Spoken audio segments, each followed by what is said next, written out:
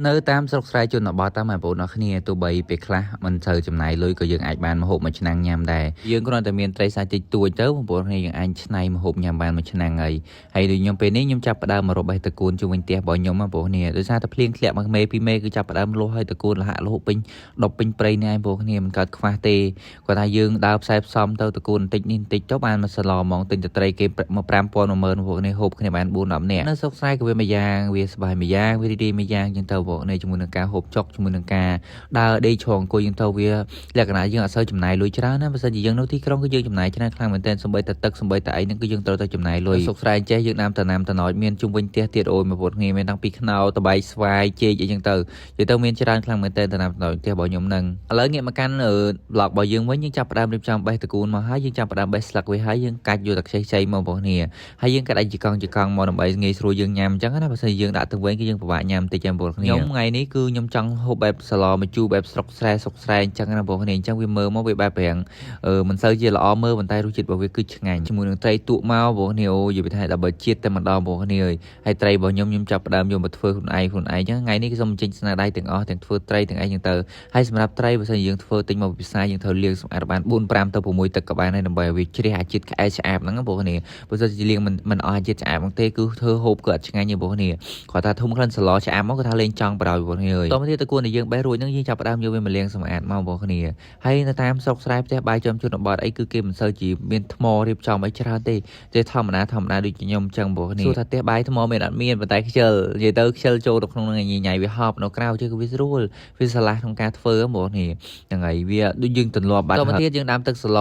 លរបស់យើងដាក់ជាមួយនឹងមើមខ្ទឹមហើយនឹងគល់ក្រេដាក់ស្លឹកក្រេក៏បានប៉ុន្តែខ្ញុំអត់មានស្លឹកដាក់តគល់ហ្មងទៅទៀតយើងចាប់ផ្ដើមបេះម្រះប្រូដើម្បីធ្វើការបង់ជាមួយនឹងសម្លរបស់យើងអញ្ចឹងណាព្រោះឯសម្លជូរតគល់បែបនេះគេត្រូវដាក់ម្រះប្រូឲ្យឈ្ងុយបងប្អូនទៅភ្លៀងមួយមេមកថាធម្មជាតិលាស់ស្រស់បំប្រងហ្មងហើយនេះផ្ទះរបស់ខ្ញុំមានសពបែបយ៉ាងឯងមានតាំងពីត្រប់មានតាំងពីលក្រេមកកាក់ស្អ៊ីវមកដេញអីមានទាំងអស់បងប្អូនគាត់ថាពេលខ្លះខ្ញុំមិនសូវបានថតបង្ហាញទេខ្ញុំលក្ខណៈថាខ្ញុំថតតែប្លុកក្នុងព្រៃអញ្ចឹងទៅបងប្អូនថ្ងៃនេះមកបង្ហាញពីជុំវិញផ្ទះនិងបរិវេណផ្ទះរបស់ខ្ញុំតែម្ដងបងប្អូនឃើញអញ្ចឹងគឺស្អាតតែតាមដែលហូបផ្លែបានតែប្រមផ្លែរបស់វិញទឹកស្លរបស់យើងក៏បានពុះយើងចាប់ផ្ដើមចាក់ត្រីរបស់យើងចូលត្រីរបស់ខ្ញុំជិត1គីឡូបងប្អូនប៉ុន្តែឆ្កែវាស៊ីអស់ហ្នឹងហើយទុកចោលមួយផ្លែដោយម៉ែវាស៊ីតិចហើយសល់ប្រហែលស្លប៉ុណ្ណឹងទៅខ្ជិលញញ៉ៃណាខ្ជិលធ្វើថែមខ្ជិលទៅទិញថែមបងប្អូនគ្ន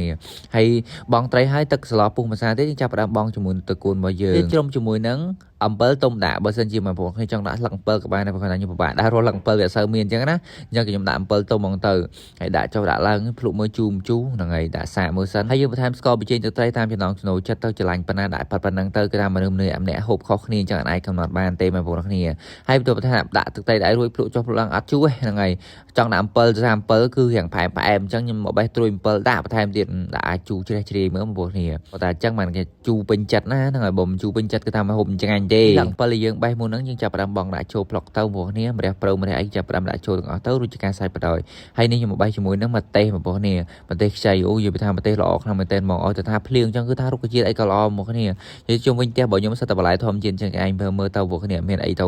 ញញ៉ៃច្រើនទេហ្នឹងហើយធម្មជាតិសុទ្ធហ្មងអញ្ចឹងយើងអត់សូវចំណាយលុយក្នុងការទិញប្រហែលទេរួចជាការសាច់ស្លខ្ញុំមានតែប៉ុណ្្នឹងទេអរគុណច្រើនសម្រាប់បងប្អូនណាដែលមានក្លៀកស្អុយក្លៀកធុំក្លិនសាហើយមានដុំកទួលល្មមមានបែកសង្វារបែកអីប្រើជាមួយលេបេឡាបងប្អូនគ្នាលេក្លៀកទឹកអប់ស៊ីបលីងបាយបេឡានេះគឺល្អខ្លាំងមែនទែនបងប្អូនគ្នាមិនបាច់រកបញ្ហាក្លៀកមានដុំពកមានសង្វារនិងក្លិនសាស្អុយគ្រប់បងប្អូនគ្នាមានជាលេក្លៀកនេះអត់មានជាតិកាត់ទេបងប្អូនគ្នាយើងប្រើប្រាស់មានទំនុកចិត្តបដ ாய் មួយទៀតវាជួយឲ្យក្លៀករបស់យើងគឺសភ្លឺរលោងឯងក្លៀករបស់ខ្ញុំគឺចាប់ផ្ដើមសជាងមុខហើយនិយាយពីក្លិនវិញបងប្អូនគ្នាប្រើតែលេក្លៀកនេះហើយមិនបាច់ប្រើទឹកអប់ក៏បានដែរគេថាក្អូបឈ្ងុយតែម្ដងលេក្លៀកហ្នឹងគឺមាន2ទំហំមានអាទូចអាធំបងប្អូនហ្នឹងចង់សាកបាច់ប្រើសាកអាទូចបានអញ្ចឹងណាតែប៉ុណ្្នឹងឯងមានតែរង្វាន់លុយនិងម៉ូតូហើយមាសទៀតអរគុណច្រើនកុំភ្លេចទិញប្រើប្រាស់ទាំងអស់គ្នា